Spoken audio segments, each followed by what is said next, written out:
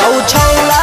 हिरनमा के आगे गेहूं में ले जाके डालतौ छौला बबुअनमा के आगे गेहूं में ले जाके डालतौ होइया में चलतौ नहीं छौरी तोरा बहनमा गे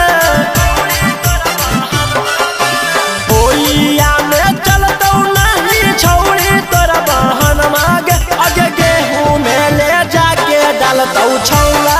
हिरनमा के आगे गेहूं में ले जाके डालतौ छौला बबुअनमा के आगे गेहूं में ले जाके डालतौ